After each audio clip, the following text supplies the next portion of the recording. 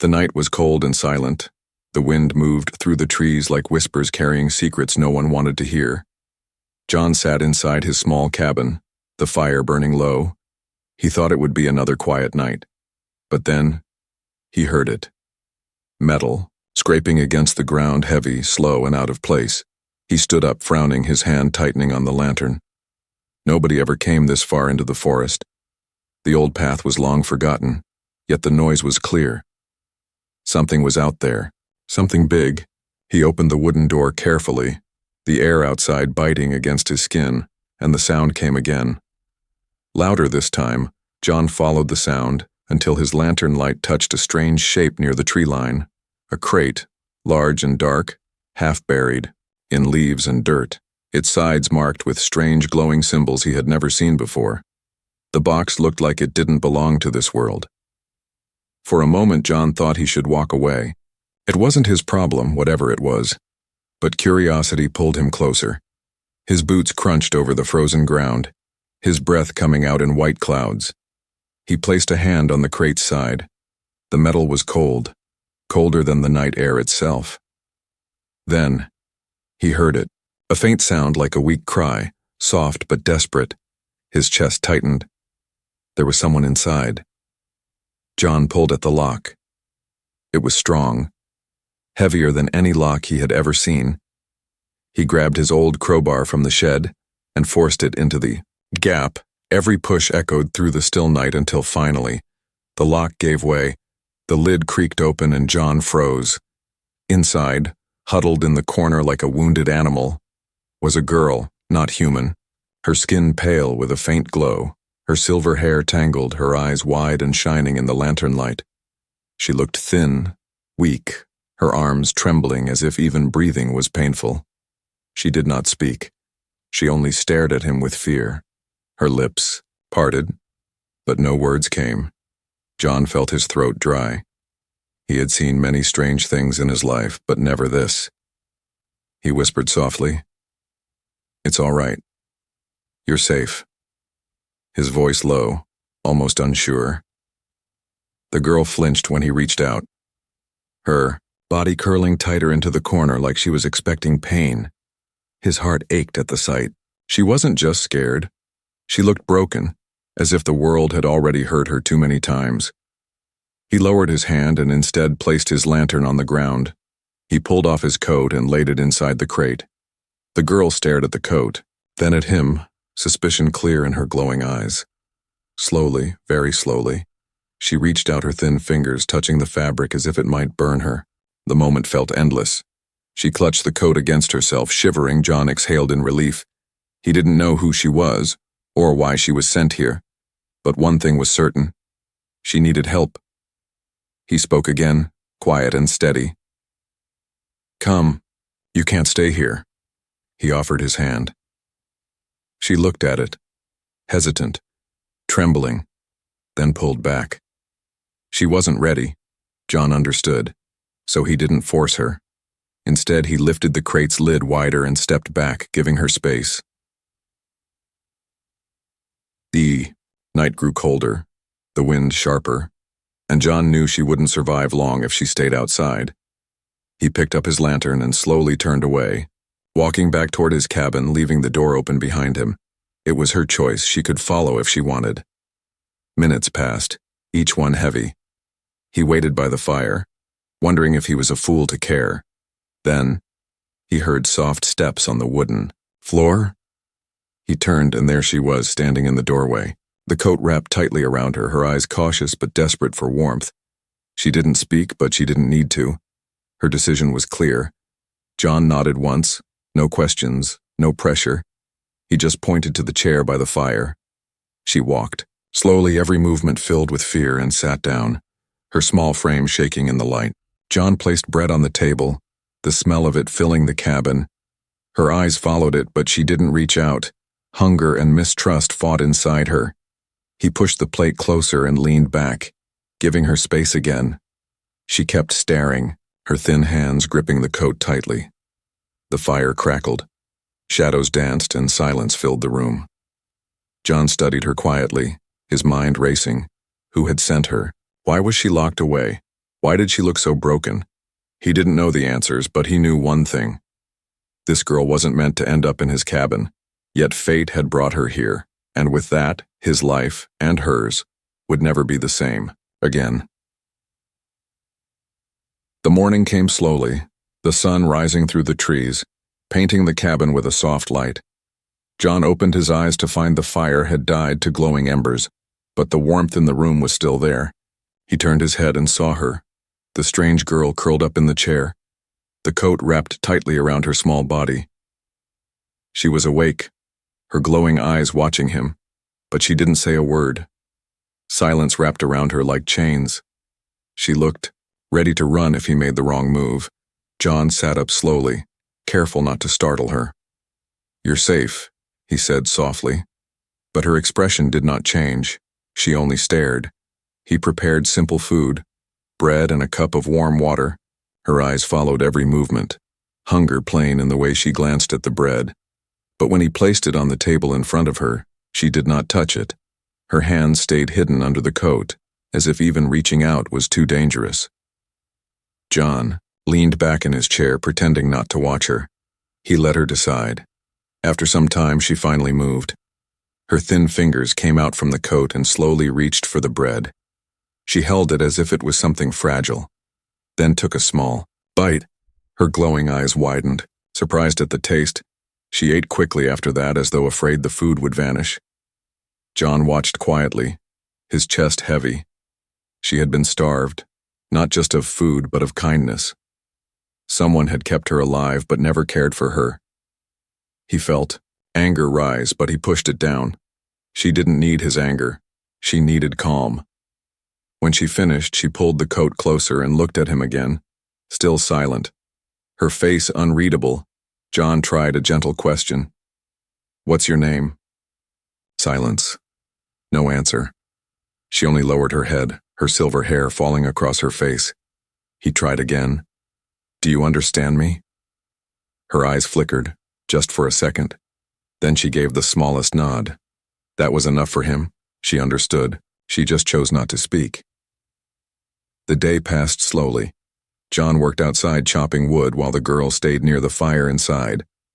Every time he returned, he found her in the same place, watching quietly, her eyes tracking his every step, not with curiosity but with caution, like she was waiting for him to reveal the cruelty she had always known.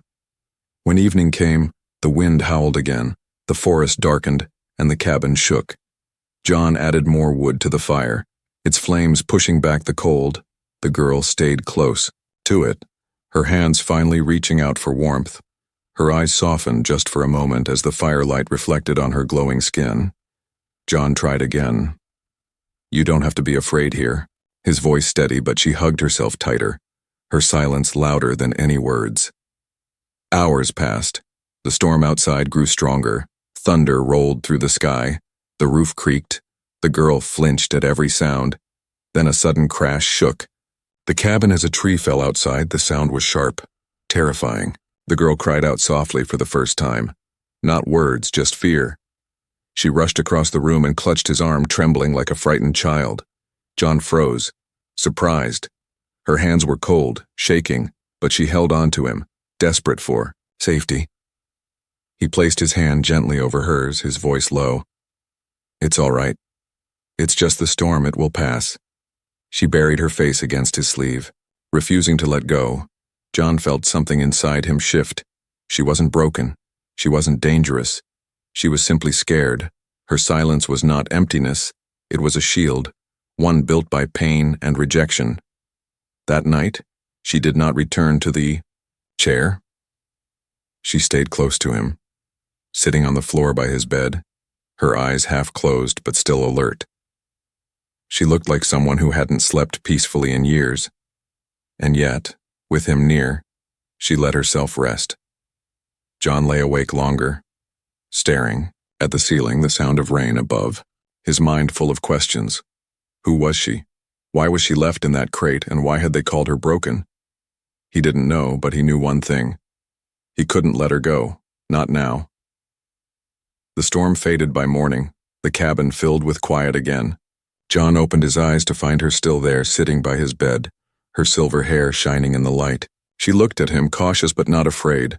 Not like before, and when he rose, she followed him with her gaze, steady and unblinking. She did not speak, not a single word, but something had changed. Trust had sparked in her silence, a small, fragile flame, and John knew it was the beginning of something neither of them fully understood. The girl who spoke nothing had started to let him in, little by little, and that was the first step toward everything that would come next. The forest was quiet the next evening. Only the steady call of owls breaking the silence. John sat by the fire, sharpening his old knife, while the girl remained near the corner, her knees pulled to her chest, the coat still wrapped around her, like armor. She hadn't spoken a single word, but her eyes were always awake, always following. John pretended not to notice, but he felt her stare on him, every movement measured, every breath held as if she was waiting for him to suddenly turn. Cruel. He didn't blame her, the scars on her arms, the emptiness in her eyes. Someone had taught her fear, not kindness. He rose and placed another log on the fire. The flames jumped higher, painting the walls in gold. The girl shifted slightly, her hands opening toward the heat, her skin glowing faintly in the flickering light. It was the first time she had reached out for warmth without hesitation. John caught that moment, and though he said nothing, hope stirred inside him. Later, he laid bread on the table again. This time he didn't push it close. He simply left it there, turning back to his seat, waiting. The girl glanced at the bread, her thin fingers twitching. Then she surprised him. She moved from her corner, slow, careful, like an animal approaching something dangerous, and sat by the table. She ate in silence, but it was different from before, less desperate, more steady. Her glowing eyes lifted once toward him as if to check his reaction. John smiled faintly, not too wide, not too much, just enough to show there was no danger. She lowered her gaze again, but he had seen it, the first crack in her wall. The night deepened, wind pressed against the cabin walls. John stoked the fire until the room was warm. He stretched out his arm with a blanket, setting it near her chair. "For you," he said softly. She looked at it, her lips parting slightly as if words might come. But none did. Instead, she reached out and pulled the blanket closer, wrapping it tightly around herself. A small victory, John thought, a silent thank you hidden in her actions. But the real moment came later, when the storm returned. Thunder rolling across the sky. The roof trembled, and the girl's body tensed. She pressed herself into the corner, shaking. John stood and went to check the windows, making sure the shutters held. When lightning flashed and thunder roared, she suddenly cried out, a sound raw and sharp, her fear breaking free. Before John could speak, she rushed across the room and grabbed his arm again, her glowing eyes wide with panic, her small body trembling against him. "It's all right," he whispered, placing a steady hand on her shoulder. "Just noise. Only the storm." Her chest rose and fell quickly, but she didn't let go. Instead, she pressed closer, her silence filled with trust for the first time. It wasn't much, but it was real. She chose him over her corner. She chose safety near him. John guided her to sit by the fire, still holding her hand lightly so she wouldn't feel abandoned. She stayed there beside him, silent but calmer, watching the flames as if they were her shield. He felt her grip loosen little by little until finally, her hand rested lightly in his. No longer tense, no longer desperate. That night, she did not return to her chair across the room. She curled up on the floor near his bed, the blanket wrapped around her, the firelight touching her silver hair. John lay awake, listening to the fading storm, and thought how strange it was, how someone so silent, so broken by the world, could still hold such strength. The days that followed carried the same rhythm. John worked outside, chopping wood, fetching water, while she stayed near the cabin, sometimes stepping outside but never far. She watched him from a distance, her glowing eyes unblinking, always cautious, but slowly less afraid. Once, when he dropped his axe and muttered under his breath, she startled, then to his shock she gave the smallest sound, not a word, but something like a laugh, soft and quick. She covered her mouth instantly, ashamed as if even that sound was forbidden, but John smiled at her, and she looked away, hiding her face. He didn't press her, but inside his heart lifted, because he knew. A spark had lit inside her silence, a spark of trust. That night, when he offered her food again, she didn't wait for him to leave the table. She sat across from him, still quiet, still guarded, but present, sharing the moment. It was the closest thing to family he had felt in years, and he didn't dare break it with too many words. She was still the girl who spoke nothing, but her silence was changing. It was no longer only fear. It carried the fragile weight of trust, and John knew with patience that silence would one day give way to a voice he had not yet heard. Days turned into weeks. The strange girl stayed in John's cabin, never speaking, but her silence had softened. She no longer hid in the corners. She sat by the fire or near the table, always close but never too close, like a shadow learning where it belonged. John noticed every small change. The way her eyes no longer carried only fear. The way her hands no longer shook when she reached for bread. But he also noticed something else. Her scars. It began one morning when she tried to lift the water bucket. Her sleeve slipped back, and John saw it. A long mark running down her arm, deep and faded, not from an accident but from chains.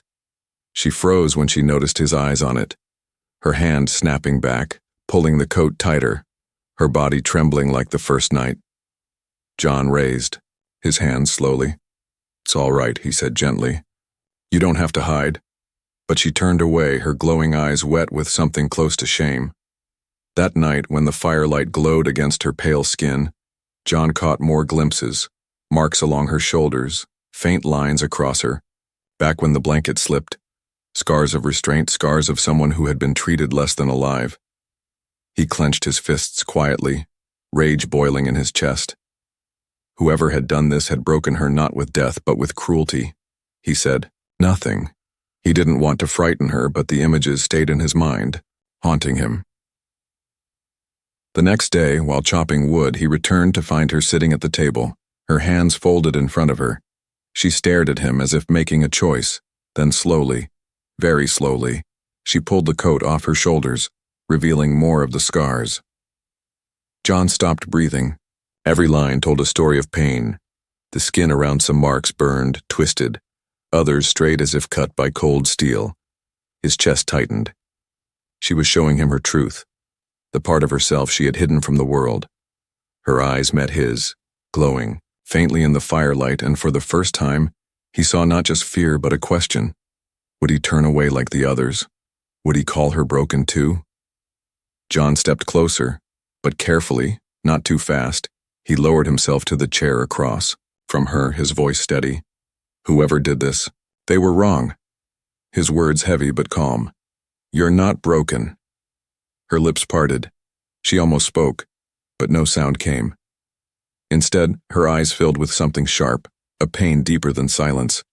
She pulled the coat back around herself and turned her face away, but John had seen it. Her silence was not emptiness, it was grief. That night the storm returned, rain tapping hard against the roof. John lay awake, thinking of her scars, of the crate she had been trapped in, of the cruel hands that had called her worthless. And he made a decision. He would not let her believe those lies anymore. In the morning, he set his tools aside and built a small wooden shelf by the window. He placed simple things on it, a carved bird he had made years ago, a stone polished by the river, and the old lantern that had first lit her face when she came near, curious, he told her.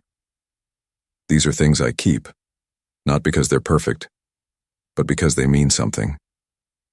He looked at her gently. "You mean something too." Her hands trembled as she touched the carved bird, her glowing eyes wide. She looked at him, searching, and though her lips did not move, the message was clear. She wanted to believe him, but fear still chained her. That evening, as they sat by the fire, John noticed her staring at his arm, where an old scar of his own ran from elbow to wrist. From a hunting accident long ago, he rolled up his sleeve and showed her fully. "See," he said quietly, "scars don't make us broken, they make us real." For the first time, her lips curved, the faintest trace of a smile, quick and fragile, but real. John's heart stirred.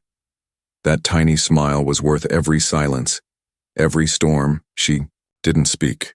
Not yet, but that night when the thunder boomed and lightning cracked across the sky, she didn't hide in the corner. She walked to his side without fear, sitting near him, the blanket wrapped tight, her scars hidden, her eyes steady.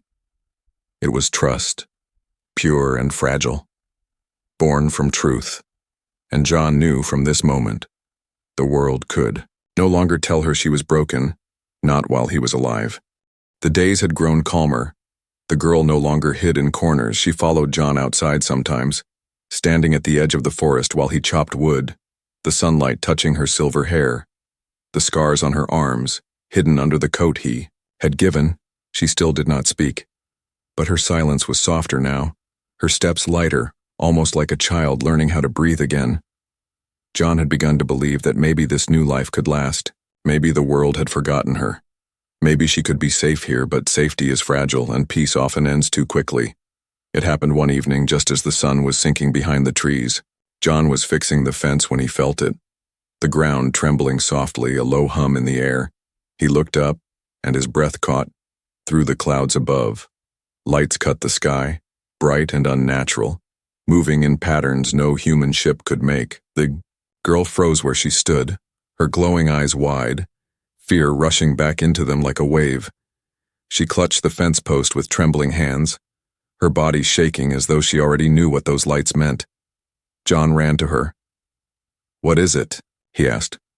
But she only shook her head violently, her lips pressing tight, her silence filled with terror. The hum grew louder, the trees shivered with the sound. Then the ship appeared above the forest, dark metal glowing with the same strange marks John had seen on the crate. His chest turned cold. This was no accident. She hadn't been abandoned. She had been delivered. And now they had come to claim her back. John grabbed her hand. "Inside," he urged, pulling her toward the cabin. She stumbled but followed, her fear making her weak. Once inside, he barred the door and doused the lantern. The cabin fell into darkness, only the faint glow of her skin lighting the room. She crouched near the fire pit, her eyes wide, her breath coming quick. Outside, heavy steps pressed into the ground, shadows moved between the trees, voices rang out, low, strange, in a language John didn't understand, but the tone was clear. They were searching, they were hunting. John's fists clenched, his mind racing. They weren't here by mistake. They knew she was here, and they wouldn't leave without her. The girl pressed her face into her hands, her body rocking slightly, silent sobs shaking her shoulders. John crouched beside her, whispering, "I won't let them take you." She lifted her head, her glowing eyes wet. She stared at him as if she wanted to believe, but couldn't. Her lips parted, but no words came. The voices outside grew closer, heavy boots pressing against the dirt. One shadow passed the window, tall and armed. John's heart pounded. He had only his old rifle, rusty but working, and a hunting knife against them. It would be nothing. But he had something they didn't. He had a reason. The door rattled suddenly. The girl gasped, her body curling tight. John raised his rifle, aiming at the wooden planks, his hands steady. He whispered again, "Stay behind me." The rattling stopped. Silence stretched for long seconds, then a voice outside, low and mocking, "Return the broken one, human." Though the words were strange, the meaning somehow reached his mind, cold and sharp. "She does not belong to you."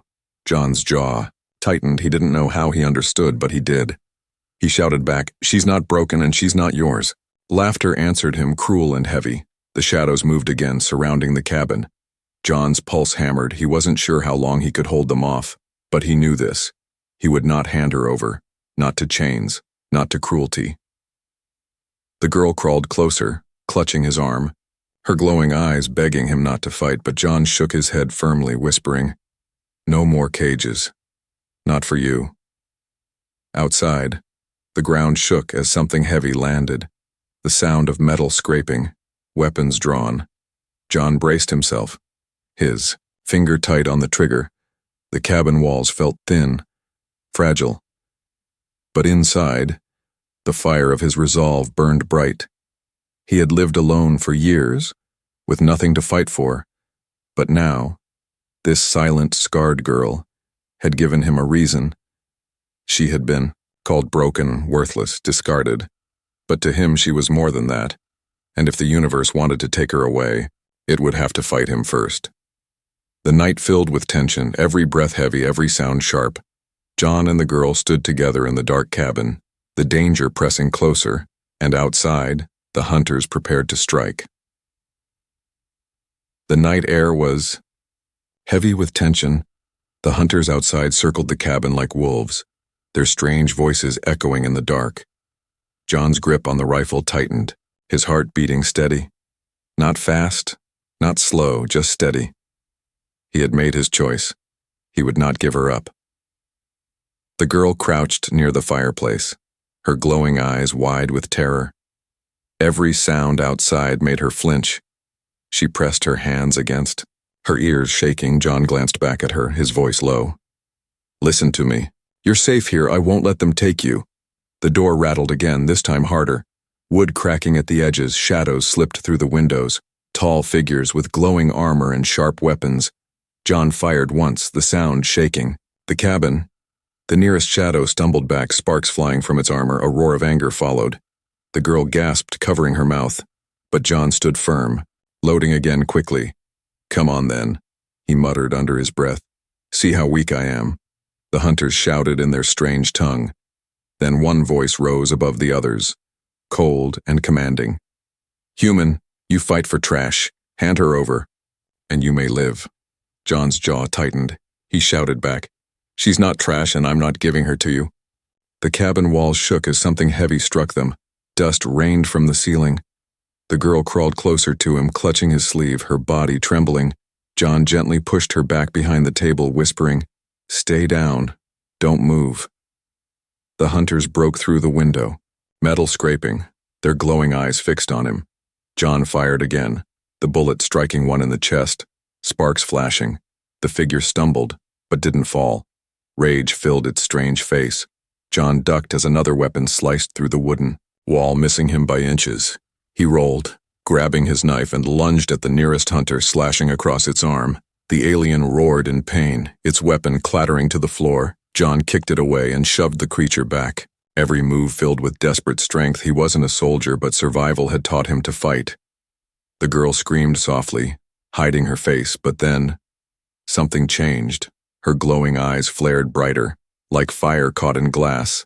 As one of the hunters reached for John's back, she rose from her corner, her body trembling but her voice finally breaking free. A sharp cry filling the air. Not words, but sound strong enough to make the hunter pause. That pause saved John. He swung, his rifle like a club. Striking the creature across the head, it fell to the floor, groaning. John turned, his chest heaving, staring at the girl. She stood frozen, her small frame shaking, but her eyes blazing, no longer just afraid. The hunters regrouped outside, shouting, preparing to strike again. John grabbed her hand, pulling her toward the back door. "We can't stay, come on." They rushed into the night, the forest swallowing them, branches snapping underfoot, the hum of the ship vibrating in the air above. The hunters gave chase, their glowing armor cutting through the dark. John pulled her behind a fallen tree. Raising his rifle again, he fired at the nearest shadow, hitting its leg. It stumbled.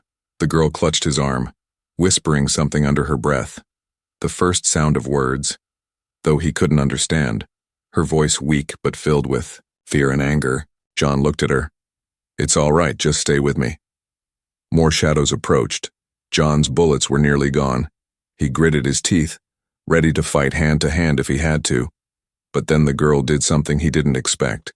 She lifted, her hands, her scars glowing faintly, the air around them trembling, a pulse of strange light bursting from her palms. The hunters staggered, some falling back, their armor flickering. The forest shaking with the force. John's eyes widened, but the girl collapsed to her knees. Exhausted, her glow fading, John caught her before she fell. "Easy, easy, I've got you," he whispered, holding her tight. The hunters shouted, in fury, retreating for now, their voices echoing with threats. John carried her back through the trees, her head resting against his shoulder, her breath weak but steady. He reached the cabin again, battered and broken but still standing. He laid her near the fire, covering her with the blanket, her glowing eyes half open. She looked at him with something new, something fragile but strong, and for the first time she spoke, her voice soft, trembling, but clear enough to break his heart. "You, safe," she whispered. John froze, his chest heavy. Her first word, not her name, not fear, but a truth. She saw him as safety. He brushed her tangled hair back, his voice rough. "You're safe too. The hunters would return." John knew it, but he also knew this. He would fight them again and again as long as he lived, because she was no longer just a stranger in a crate. She was someone worth everything. And for the first time in years, John felt alive. Not because of survival, but because he had something to protect. The fire burned low in the cabin, smoke curling gently through the chimney. John sat on the floor beside the girl, her small body wrapped in the blanket. Her silver hair spread across the pillow. She slept lightly, her breathing uneven. Every few moments her glowing eyes fluttered open, checking if he was still there, and every time she found him, she let her eyes close again. She had spoken at last, only 2 words, but enough to change everything. "You safe." The sound of her fragile voice still echoed in John's mind. It wasn't just trust, it was hope. The hunters had retreated, for now. But John knew they would come back. Their kind didn't leave unfinished business. He checked his rifle, nearly empty, and sharpened his knife. His hand steady, but his heart heavy. Because this wasn't just about survival anymore. This was about protecting her. When morning came, the girl sat up slowly, weak but awake. She looked at him as though weighing something, then whispered again, her voice broken, halting. "They hurt me." John froze, his chest tightening. The words came out of her like shards of glass, painful and raw. She touched the scars along her arm, her glowing eyes wet. Said, "Broken." She shook her head, her voice trembling. "Not wanted." John's throat burned with anger, but he kept his voice calm, steady. "They were wrong," he said firmly. "You're not broken. You never were." Her lips parted, a small sob escaping. She pressed her face into her hands. John reached out, gently pulling her into his arms. She stiffened at first, unused to such closeness. But then, slowly, she let herself sink against him, her tears soaking his shirt. For a long time they stayed like that, the fire warming them, the storm outside quiet. Days passed, the forest calm, no ships in the sky, no hunters in the dark. But John knew it was only silence before the next storm. So he prepared, setting traps in the woods, sharpening tools, always ready. The girl watched him, sometimes following, sometimes sitting near the river, touching the water as if seeing it for the first time. One evening she brought him something, small flowers she had gathered from the forest, their petals glowing faintly in the moonlight. She placed them on the table, her eyes shy, her voice barely above a whisper. "For you," John smiled, taking the flowers gently. "Thank you," he said, and her lips curved into a faint smile, fragile but real. That single smile worth more than any victory, but the peace did not last. The hunters returned under the cover of night, their ship hovering above the trees, its hum shaking the cabin walls. John stood at the door, rifle in hand, the girl behind him, clutching the blanket, her glowing eyes filled with both fear and strength. The voice came again, deep and cold. "Human, you cannot keep what is ours. Hand her over or you die."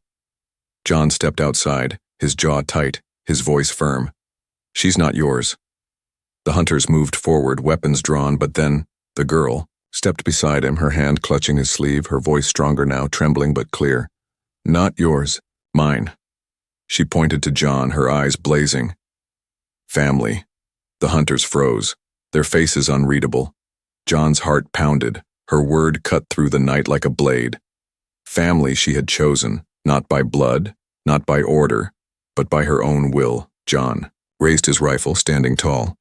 "You heard her," he growled. "You want her. You'll go through me." The hunters hesitated, their leader stepping forward, but something had shifted. The girl's glow burned brighter, her scars shining. With light instead of shame, power trembled in the air around her. The hunters muttered in their strange tongue, uncertain now. After a long moment, the ship's hum grew louder. The hunters slowly retreated, shadows melting back into the trees. The ship lifted higher, and then silence. They were gone. For now, John exhaled slowly, lowering his rifle. The girl leaned against him, exhausted but unbroken, her voice soft. "Stay with you." He looked down at her, his chest heavy, and nodded. "Always."